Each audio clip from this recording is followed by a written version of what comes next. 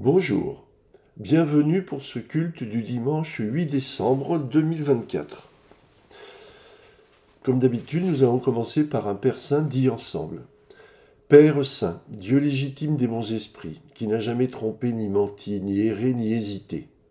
Par peur à venir trouver la mort dans le monde du Dieu étranger, car nous ne sommes pas du monde et le monde n'est pas de nous, donne-nous de connaître ce que tu connais et d'aimer ce que tu aimes. Amen.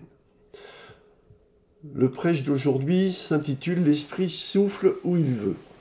Comme beaucoup d'entre vous le savent, cela est tiré de l'Évangile selon Jean. Voici la citation complète. « L'Esprit souffle où il veut et tu entends sa voix, mais tu ne sais pas d'où il vient ni où il va.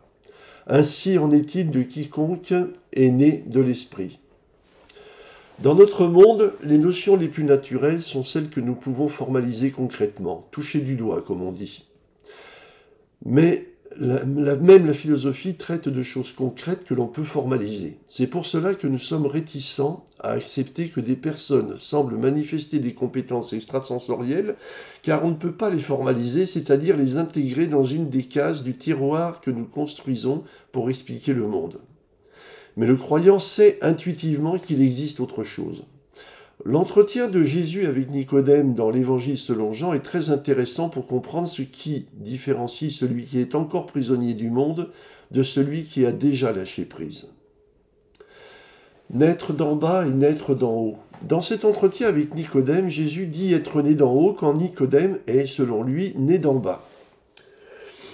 Il est facile de comprendre qu'il s'agit de différencier celui qui est issu de l'empyrée divin, domaine de Dieu si l'on peut dire, de celui qui est contraint dans le monde terrestre.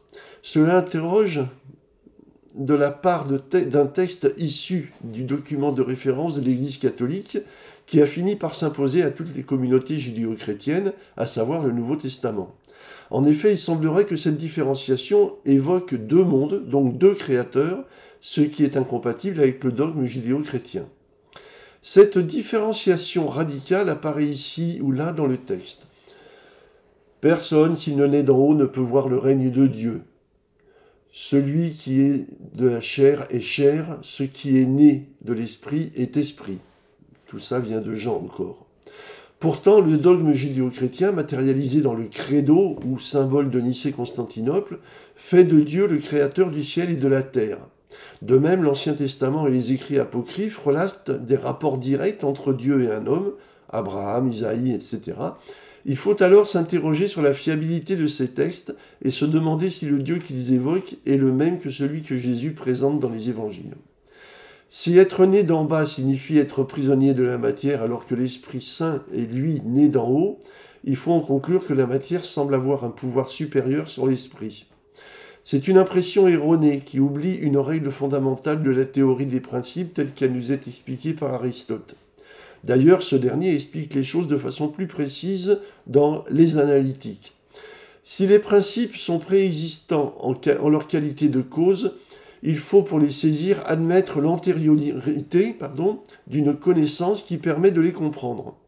Le philosophe considérait que cette connaissance intuitive n'était pas un principe, ce qui ne remet pas en cause la nature des principes, mais qu'elle est l'apanage d'une catégorie d'êtres vivants limités. Bien entendu, il inclut l'homme dans cette catégorie, car il porte en lui cette capacité à identifier les principes et à les différencier. Dans sa nature provisoire de mélange, l'homme, s'il met en œuvre cette connaissance, accède à cette capacité de séparation des principes. Mais s'il s'abstient de la mobiliser, il se trouve dans le même état que les animaux qui en sont dépourvus et qui n'ont comme seule référence que ce monde auquel ils attribuent toutes les conséquences, bonnes ou mauvaises. On peut donc dire que cette connaissance préalable au principe est ce que les cathares appellent l'éveil. Cette connaissance préalable est ce qui fait de nous des nés d'en haut. L'esprit ne s'adresse qu'à ceux nés d'en haut. Contrairement à l'imagerie populaire, il n'y a pas de dimension physique pour situer l'empyrée divin. Contrairement à ce monde que nous saisissons dans sa dimension physique, l'empyrée divin est partout où se trouvent les parcelles spirituelles que nous croyons détachées de l'esprit unique. Contrairement au dire, le royaume de Dieu est au-dedans de nous, comme le dit Luc, au chapitre 17.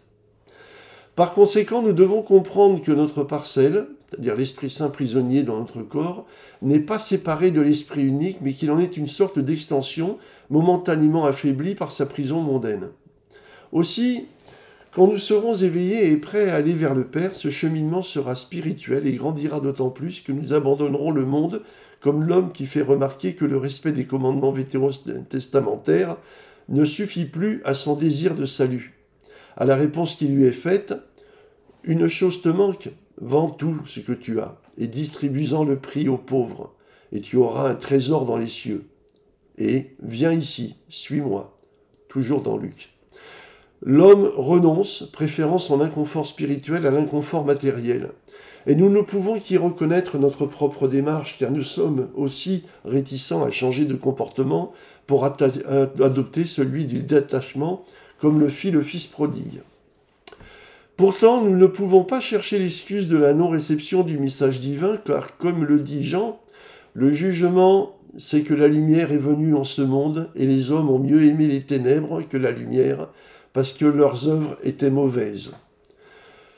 Ce qui était vrai au 1er siècle est toujours valable aujourd'hui. Aussi, la plupart préfèrent suivre des guides qui proposent un système spirituel copié sur le système mondain, avec des préférés et des rejetés, des saints et des impies, des croyants et des hérétiques, en promettant le salut sans effort à ceux qui les suivent. Donc, si l'Esprit souffle sur tous ceux nés d'en haut, il n'en atteint vraiment que très peu à chaque génération. Car il y a beaucoup d'appelés et peu d'élus, nous rappelle Matthieu, et que les prédicateurs ne sont pas entendus, comme l'a dit Christ. Aucun prophète n'est accueilli dans sa patrie, nous rappelle Luc. Cela explique très bien que les gourous de tout poil ont de grandes facilités à trouver des adeptes, alors que les prédicateurs humbles et respectueux n'attirent au mieux que des colibés. Mais cela ne rend que plus respectables celles et ceux qui, dans cette adversité, arrivent à maintenir la qualité de leur foi et la rigueur de leur pratique spirituelle. Cet échange entre Jésus et Nicodème met aussi l'accent sur la mission du Christ. Faire le choix du salut. Nous trouvons dans les Nombres ce texte. Le peuple parla contre Élohim et contre Moïse. Yahvé envoya contre le peuple des serpents brûlants, et ils mordirent le peuple. Beaucoup moururent du peuple d'Israël. Moïse intercéda pour le peuple, et Yahvé dit à Moïse, « Fais-toi un serpent brûlant et place-le sur une hampe. Quiconque aura été mordu et le verra, il vivra. » Moïse fit donc un serpent d'airain et le plaça sur la hampe. Ce texte original de l'Ancien Testament montre un Dieu violent qui tue son peuple quand celui-ci se plaint de ses conditions de vie dans le désert.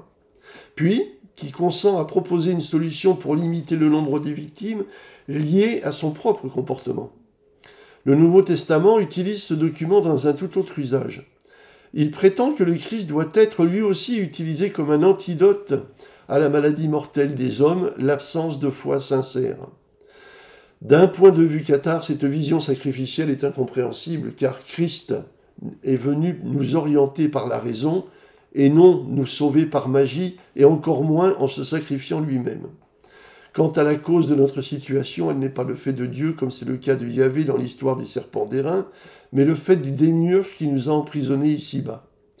Et ce salut que nous propose Christ n'est pas un jugement, car le jugement ne peut intervenir que si l'on agit en contradiction avec sa nature. Étant des parties de l'émanation divine, suivre la voie divine ne donne prise à aucun jugement, alors que la renier porte en soi le jugement de l'erreur que nous commettrions. Le problème qui nous met en difficulté est la puissance de contrainte qui exerce sur nous la part mondaine qui nous emprisonne et nous pousse vers le mal. Pourquoi Nicodème, de par sa situation au sein du judaïsme, défend-il la vision victimaire des Hébreux dans le désert ? C'est par son héritage polythéiste et anthropomorphiste des religions égyptiennes, babyloniennes et de leur origine indo-européenne qu'il ne peut concevoir l'organisation spirituelle que comme un miroir de l'organisation temporelle du monde. Et dans cette vision, il convient de choisir un camp et de s'opposer aux autres. Mais il semble bien en avoir été ébranlé dans ses convictions par cette pensée religieuse totalement détachée du monde et entière tournée vers la bienveillance.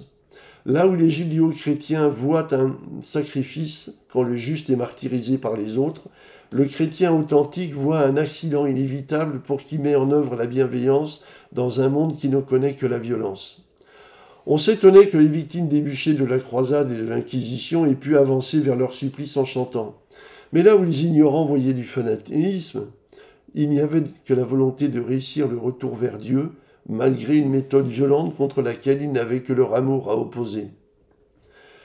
Choisir entre la lumière et les ténèbres. Nous aussi, nous devons nous interroger sur ces deux points essentiels. Devons-nous choisir de privilégier notre nature spirituelle, dont nous sentons profondément la cohérence et l'évidence, ou devons-nous continuer sur la voie des ténèbres qui nous pousse de plus en plus à devenir ce qui nous fait horreur? Devons-nous satisfaire des demi-mesures que nous proposent ces religions qui tentent de s'adapter au monde, ou celles qui poussent à rejeter les autres au nom d'un élitisme égocentré, ou devons-nous considérer que l'avenir n'est ni connu ni prévisible, au risque d'échouer si la mort vient nous saisir à l'improviste, ou devons-nous considérer que notre travail vers le salut doit commencer ici et maintenant et se poursuivre sans interruption jusqu'à l'heure voulue par notre destinée mondaine? Pour reprendre l'image néo-testamentaire, prenons-nous le risque de nous endormir avec la lampe éteinte ou de l'approvisionner de façon insuffisante au risque d'être rejeté par le fiancé, ou faisons-nous le choix de la préparation et de la rigueur pour ne pas rester à la porte, comme nous le rappelle Matthieu. Si nous ne faisons pas le bon choix, nous péchons contre notre nature spirituelle et ce péché nous oblige à échouer et à retomber dans le mal, une fois de plus, sans savoir quand nous pourrons être de nouveau en état de changer de vie. Si nous voulons en finir avec ces cycles infernaux, nous devons changer de vie et renoncer au monde. Notre seule lanterne doit être le commandement unique du Christ « Aimez-vous les uns les autres comme je vous ai aimés ». Le mettre en œuvre exige de ne pas cheminer seul, mais de mettre nos efforts en commun pour arriver à la connaissance du bien, l'intendenza del be des cathares médiévaux, et de poursuivre cet effort sans faiblir dans le cadre de notre ecclésia qui nous instruit et nous soutient. Plus nous tarderons à faire ce choix, plus notre errance dans ce monde sera difficile, car la fuite des esprits saints ayant réussi à partir provoque naturellement l'approfondissement de la nature maligne du monde, ce qui rend le cheminement encore plus difficile et douloureux. J'en terminerai en vous récitant un pater que je pratique seul, bien entendu. Père Tout-Puissant, principe des esprits saints, ta volonté agit sur tout le bien. Ton Saint-Esprit nous guide comme il te plaît pour que ta grâce puisse nous être accordée. Donne-nous chaque jour la nourriture que ta parole et ton amour procurent. Remets-nous nos fautes et nos manquements comme pour nos frères nous en faisons autant, et soutiens-nous dans les difficultés afin de nous délivrer du mauvais. Amen. Je vous remercie de votre attention et de votre participation et je vous dis au mois prochain. Au revoir.